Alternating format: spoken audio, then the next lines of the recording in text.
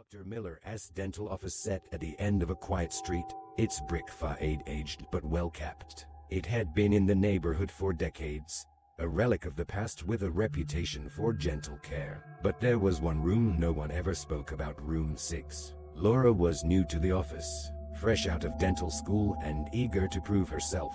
She hadn't been warned about room 6. Her first week alone had been uneventful until a patient named Mrs. Turner arrived for an emergency appointment. Mrs. Turner was a regular, a sweet woman in her late 50s, always polite and cheery. But today, she was different. Her face was pale, her hands trembling as she held her cheek. "The pain, doctor," she whispered when she entered the office. "It's unbearable. I couldn't sleep all night." Laura led her to the examination room, checked her records, and found nothing out of the ordinary. But as she prepped for the examination, Mrs. Turner's gaze wandered toward the door leading to the hallway. "Toward room 6. No, not there," she said suddenly, eyes wide with fear. "Please, not there." Laura stopped mid-step. "Not where?" Mrs. Turner pointed shakily toward the door. "That room. I can feel it. The chair in that room. It wants me." After Mrs. Turner left, Laura found herself staring at the door down the hall. The office was silent, the ticking clock echoing in her ears. The door opened with a soft creak. Inside, room 6 was small, just like the others, but it felt different. The air was thicker, almost oppressive. Laura took a step closer, her eyes fixed on the chair. She swore it almost moved, but dismissed it as nerves. She spun around, her heart racing. The room was now dark.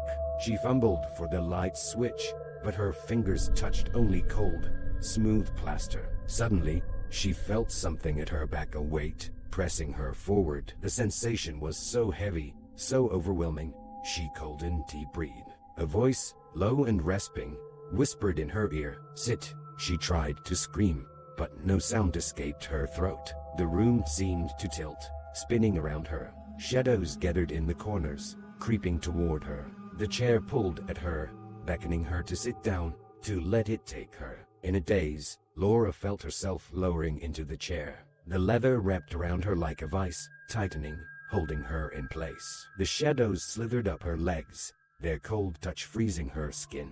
"Don't fight it," the voice hissed.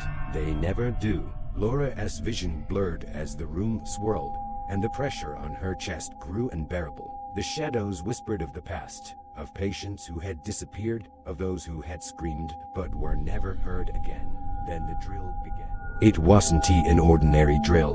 The sound was shrill, piercing, like nails on a chalkboard, but deeper, more primal. It reverberated inside her skull, rattling her thoughts, twisting them into something dark and alien. She couldn't move, couldn't speak, couldn't even think as the sensation of drilling tore through her mind. Suddenly, the door burst open, light flooding the room. Laura gasped, blinking rapidly as her senses returned. She was alone, sitting in the chair, the cold metal of the armrests digging into her skin. The voice was gone. The shadows had vanished. Panting, Laura staggered to her feet and stumbled out of room 6.